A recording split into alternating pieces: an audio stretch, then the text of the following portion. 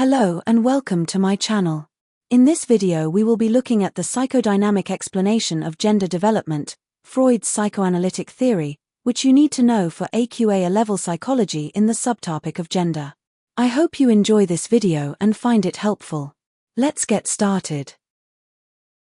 The psychodynamic explanation of gender development is rooted in Freud's psychoanalytic theory, which emphasizes the influence of the unconscious mind, early childhood experiences, and psychosexual stages in shaping personality and behavior.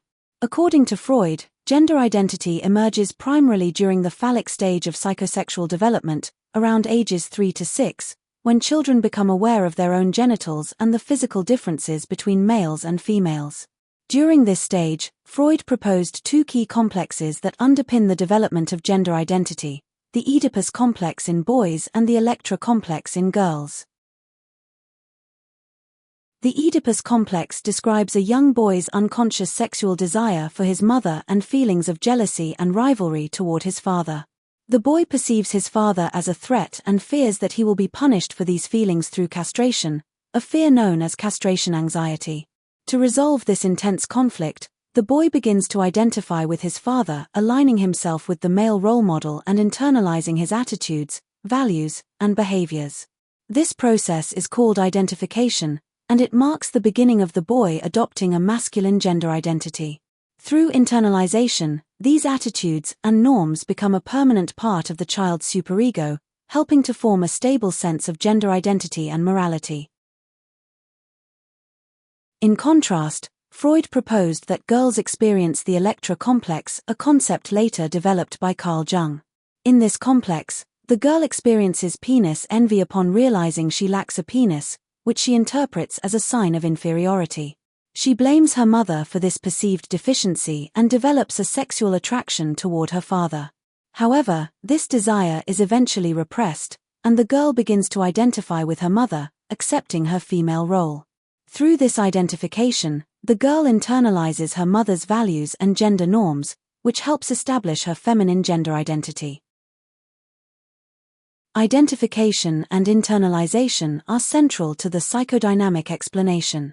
Through identification with the same-sex parent, the child begins to adopt gender-appropriate behaviors, roles, and attitudes.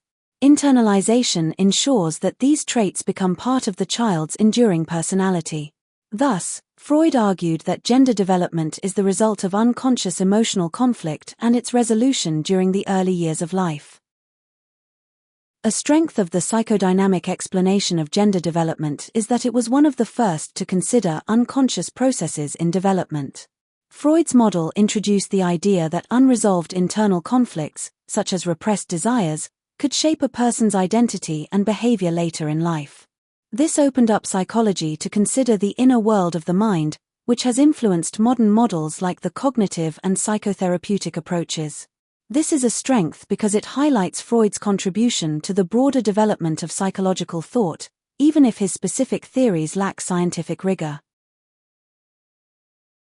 A limitation of the psychodynamic explanation of gender development is that it is based on a single case study. Freud's entire theory of the Oedipus complex, a key part of gender development in his psychodynamic model, was based on the case study of a 5-year-old boy known as Little Hans, Freud, 1909.